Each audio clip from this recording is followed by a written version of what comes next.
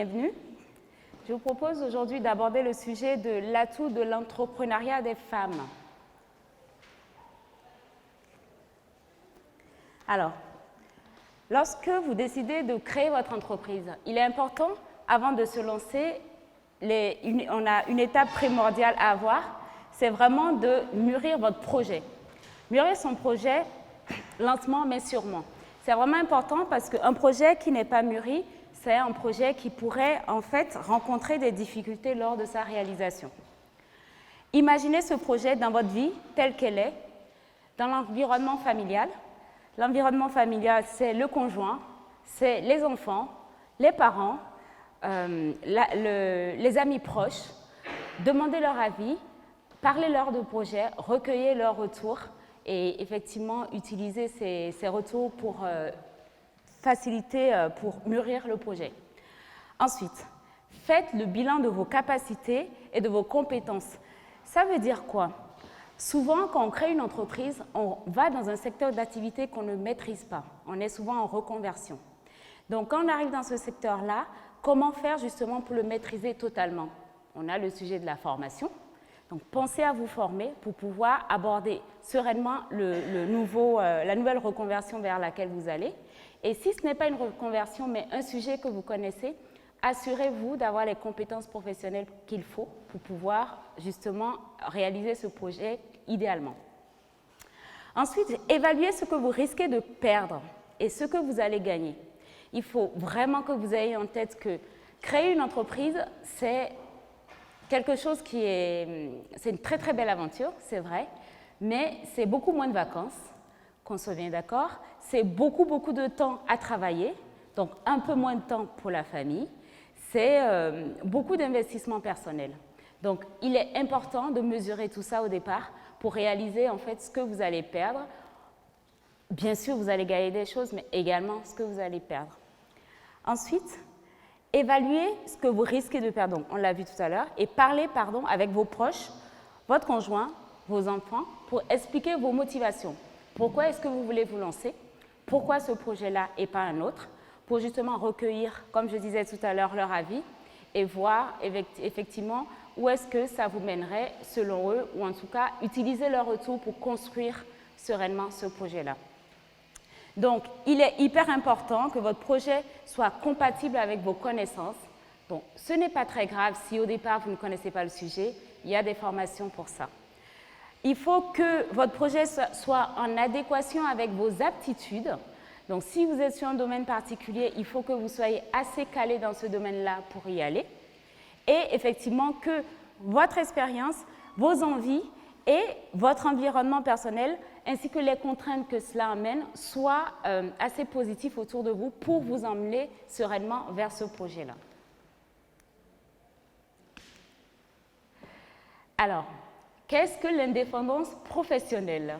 Ça, c'est un grand sujet.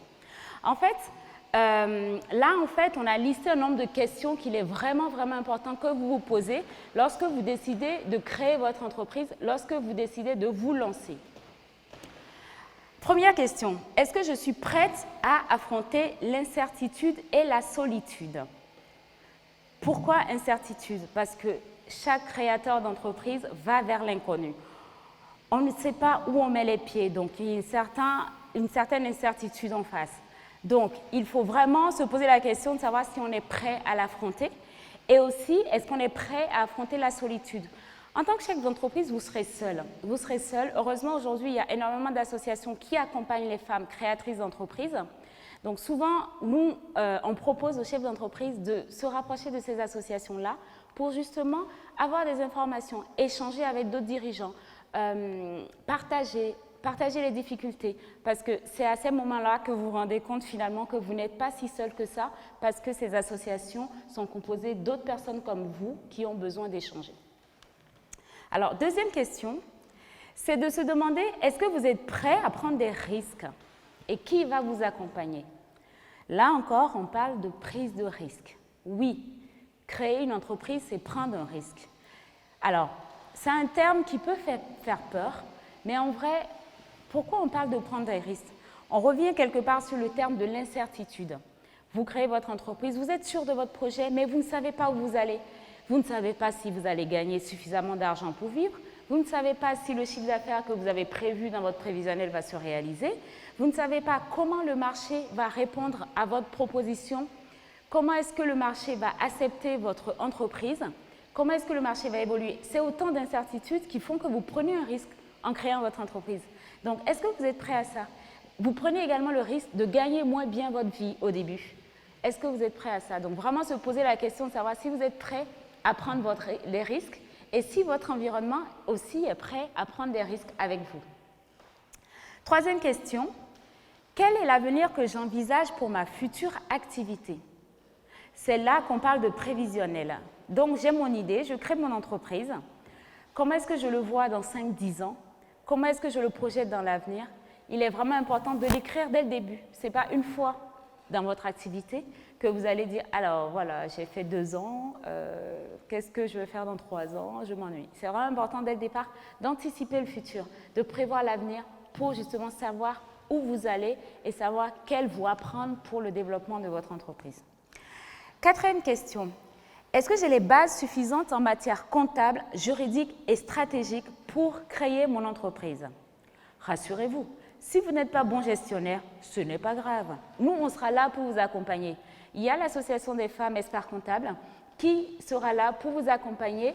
Si vous décidez de créer votre entreprise demain, vous avez encore des incertitudes, des questions, n'hésitez surtout pas. En plus, l'Ordre des experts comptables, en fait, travaille avec des associations qui, au départ, tout à l'heure avant de monter, j'ai rencontré une femme qui me dit « Mais madame, vous êtes expert comptable ?» Donc je lui dis « Oui, oui ». Elle me dit « Mais c'est assez étonnant parce que d'habitude, ils sont bedonnants, c'est des hommes. » Je lui dis bah, « Vous voyez comme quoi, finalement. » Elle me dit « En fait, je suis rassurée parce que j'ai envie quelque part de vous parler. » Et souvent, moi, j'ai peur d'aller voir les experts comptables parce qu'il y a une image de chiffres, de gestion qui nous fait peur, donc voilà, et puis on ne sait pas trop. Donc rassurez-vous, aujourd'hui l'expert comptable, ça peut être n'importe qui, ça peut être moi, ça peut être quelqu'un d'autre, ça peut être une femme, ça peut être un homme.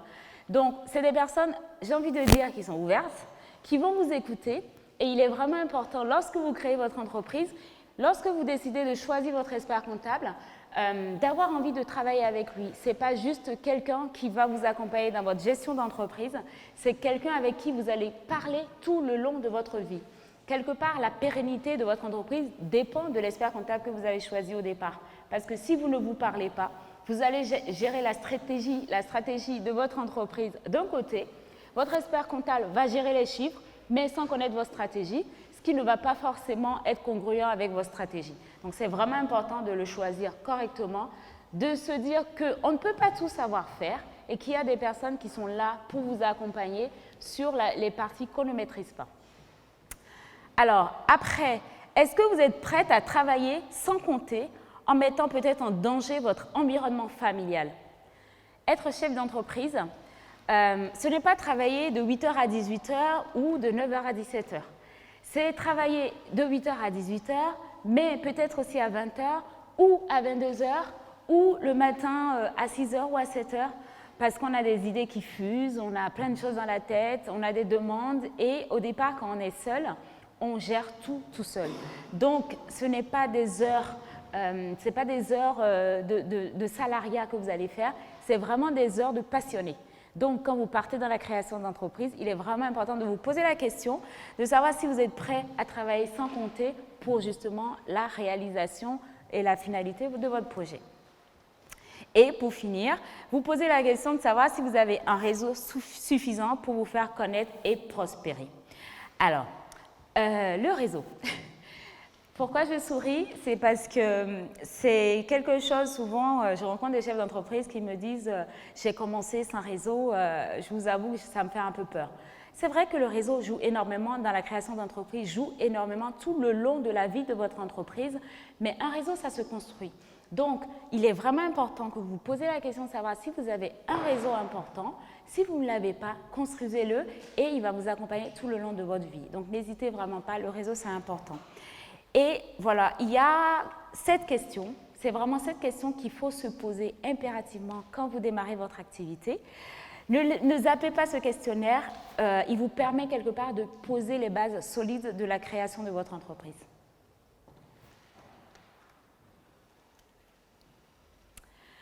Alors, quelles sont les qualités pour entreprendre en général? J'ai envie de vous dire, il n'y a pas de règle en soi, on ne dit pas cette personne elle peut créer, celle-là elle ne peut pas. Non, c'est beaucoup de travail, c'est vrai, mais on a essayé de lister là des qualités qu'on estime suffisantes pour entreprendre et créer une entreprise. Donc, on a utilisé, donc, la première qualité qui nous a semblé primordiale, c'est la détermination. Il est vraiment, vraiment important quand vous créez votre entreprise d'être déterminé. J'aime souvent dire, quand vous fermez la porte au nez, passez par la fenêtre. C'est hyper important parce que ce n'est pas parce qu'on vous a dit non une première fois qu'on va vous dire non une deuxième fois. Le premier non, acceptez-le. Essayez de comprendre pourquoi c'est un non, travaillez dessus et revenez avec des arguments pour convaincre la personne qui vous a dit non que vous allez y arriver. Bien évidemment, il faut être déterminé, mais pas obstiné, parce que du coup, l'obstination, on est plus dans la négativité et on n'est pas forcément dans la construction. Alors, la deuxième qualité, c'est ne pas peur de manquer d'argent. Alors, je peux vous parler d'argent, puisque souvent, quand les gens viennent nous voir, c'est de dire « Bon, je veux créer mon entreprise, mais je n'ai pas d'argent. » Souvent, je réponds « Bon, ce n'est qu'un début. On va trouver les moyens pour financer votre projet, ok? Mais vous n'allez peut-être pas pouvoir vous payer pendant 3 ans. » Donc, il est vraiment, vraiment important de vous dire que je crée mon entreprise parce que j'y crois. Je crée mon entreprise parce que j'ai un projet que j'ai mûri. Et donc, partant de là, ne vraiment pas avoir peur de manquer d'argent. Ça se prépare, une création d'entreprise. Cette préparation peut être longue en fonction de votre passé. Ce n'est pas grave, mais ne pas avoir peur de manquer d'argent, c'est aussi prévoir pour justement que ce ne soit pas une source de stress demain quand vous serez chef d'entreprise. La troisième qualité, c'est avoir le goût de la liberté et de l'indépendance. Et oui, ce grand mot, l'indépendance. Souvent, créer une entreprise, c'est quelque chose, c'est une folie quelque part. C'est une folie parce qu'on se retrouve seul, on est libre. Vous n'avez personne le matin qui vous attend à 9 h pour commencer à travailler.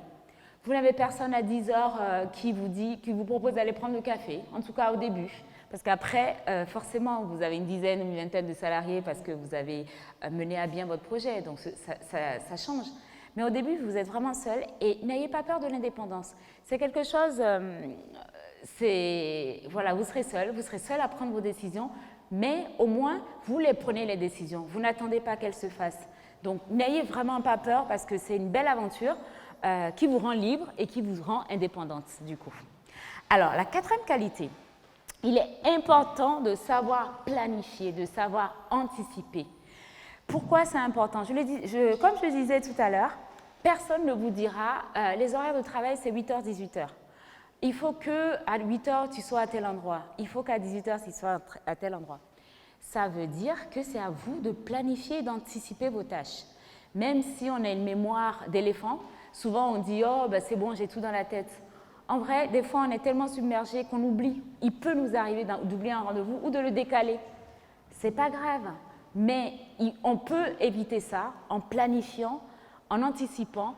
Donc, n'ayez pas peur d'écrire, de planifier, d'écrire dans un agenda vos rendez-vous pour pouvoir organiser votre quotidien, organiser votre mois, organiser votre année et même organiser les années à venir de votre activité, de votre société. Bien évidemment, il faut avoir confiance en soi, avoir confiance en son projet, parce que vous allez parler de votre projet à beaucoup de personnes au départ. Vous allez rencontrer des partenaires, vous allez discuter, vous allez échanger. Des personnes vont vous dire « Oui, mais non, mais ça existe déjà, mais je ne comprends pas ce que tu vas apporter de plus. » C'est pas grave, vous allez répéter. Ce n'est pas grave, la répétition, ça permet justement de faire rentrer. Donc, il faut que vous ayez confiance en vous. Il faut également que vous arriviez à résister au stress, parce que le stress, vous allez en avoir en tant que créateur d'entreprise. Mais ce n'est pas grave, le stress, ça permet aussi d'avancer. Donc, c'est vraiment une qualité, la résistance au stress quand on est femme chef d'entreprise, qui est assez phénoménale parce que le stress, vous en aurez, c'est sûr, mais résister au stress, c'est vraiment important. Bien évidemment, il faut être sociable, curieux, inventive, créative. Il faut également être passionné. Je pense que la passion, de tout ce que j'ai évoqué au départ, vous avez bien compris qu'il faut être passionné. Vous n'aurez pas le choix.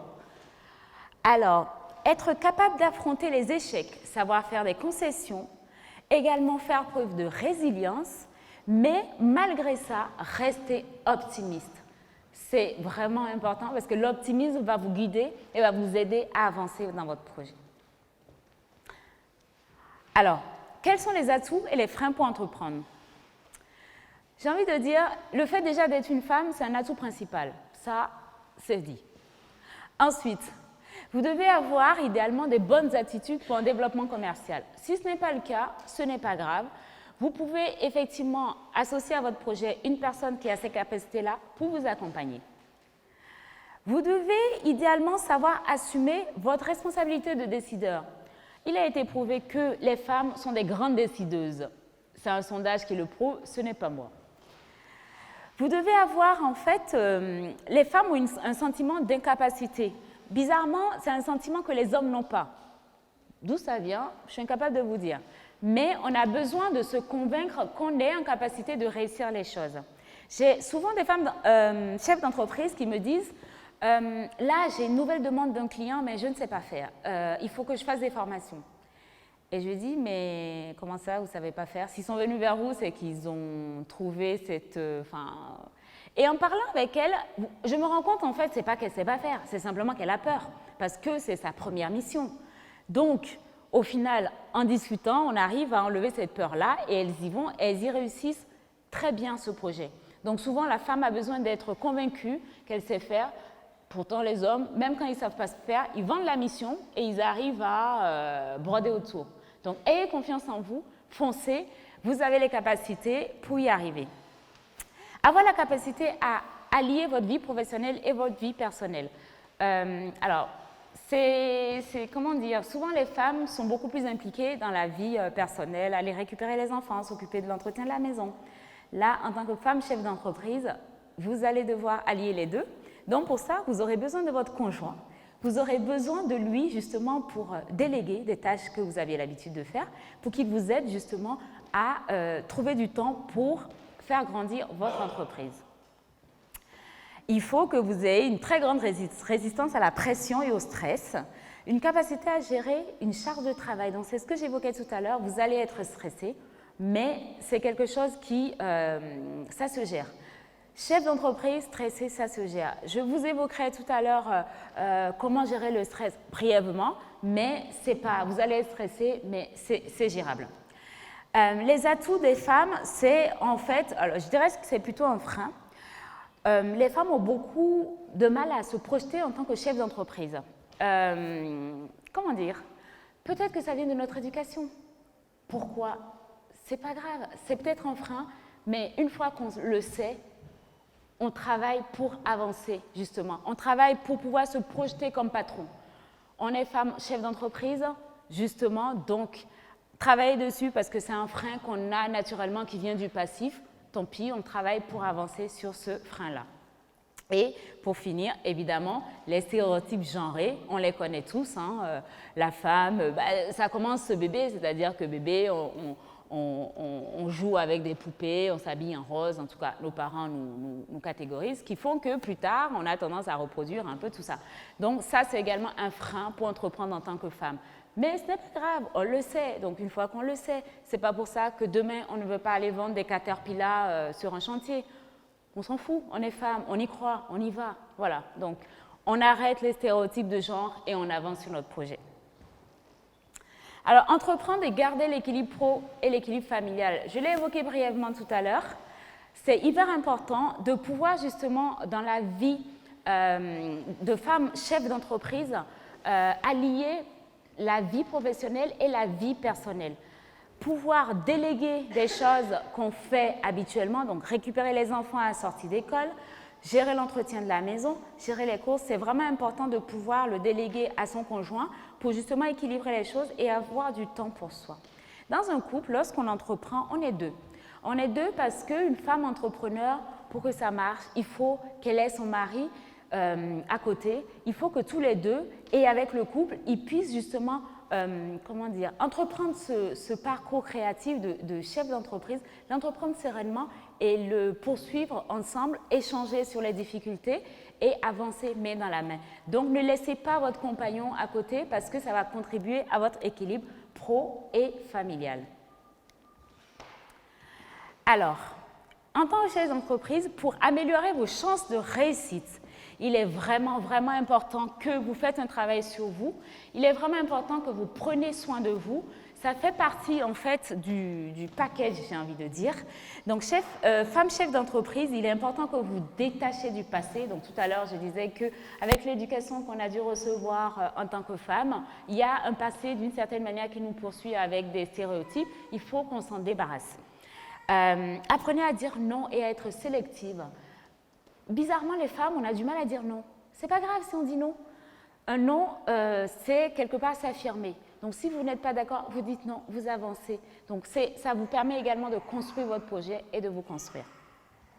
Apprenez à gérer effectivement vos émotions négatives, les peurs, les stress. Prenez du recul par rapport aux difficultés que vous pourrez avoir dans la création d'entreprise. Il faut vraiment que vous soyez authentique en tant que femme. Ne surjouez pas. On n'a pas besoin de prouver grand-chose. On croit en son projet, on le présente, mais en étant soi-même.